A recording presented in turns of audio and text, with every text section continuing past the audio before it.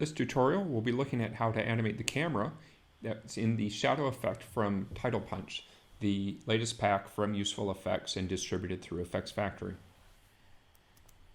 As with all the effects that we see in Title Punch, they're designed to take advantage of the presence of an opacity layer of the alpha channel, and this is certainly a good example of that. To show you a bit about how this works, this is simply the assembler title, which we find here inside of Final Cut.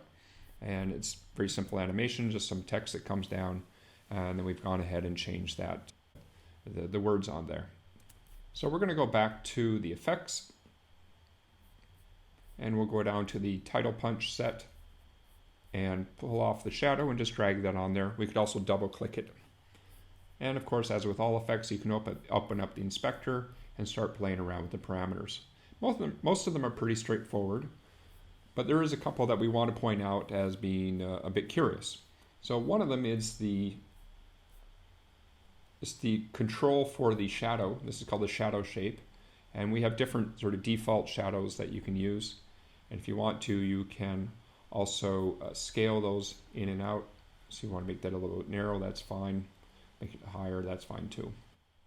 So you can control that with the shadow shape parameter. Let's stick with that, it looks kind of nice. You also have drop zones for the floor and for the reflection. So let's open up the browser, let's go to the reflections, pick a different image there. And of course we also have a control for the reflection scale. So it's a little bit wide by default, we'll just narrow that up a little bit.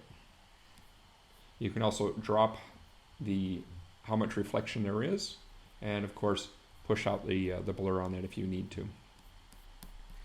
But what I want to talk about now is the control for the cameras. This is very similar to what we did for the reflection effect, and so if you've already seen that tutorial, this will be familiar territory to you. The keyframing in Final Cut really could use some love, and so we really wanted to keep the keyframing to a minimum, and we just limited on one parameter, and this is the camera transition. There are a couple of on-screen controls. There's one that moves the clip around over the 3D space. There's a second that rotates the camera for us. And there's a third that moves the camera around in the 3D space as well.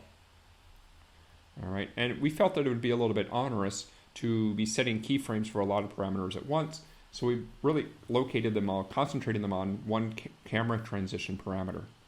So as you see, there's a camera 1 distance and a camera 2 distance.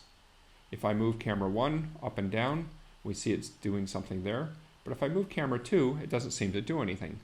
That's because camera transition is set to 0. If I move this up to 100, then now it's the camera 2 position that has influence, and camera 1 seemingly doesn't do anything. So this transition parameter is really sort of a fade slider, if you will, that goes between camera 1 and camera 2. So it's really a matter of going down, finding a position we like. There's the clip. And let's just move this around, maybe come back over here, rotate it a bit. And we'll put in a keyframe. I see that I'm at the beginning of the clip more or less. And I'll also go to the end. And now I'll transition this to the second. And now I can just reframe it a little bit and perhaps look a little bit more straight on. We can always zoom in if we want to, and let's take a look at what we have for our animation.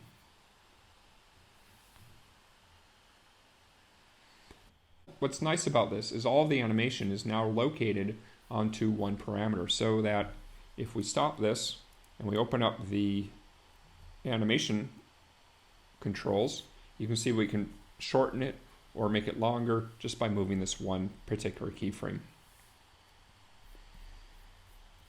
So that's a little bit about how to use the camera animation inside of Shadow, which is included in the Title Punch set from Useful Effects.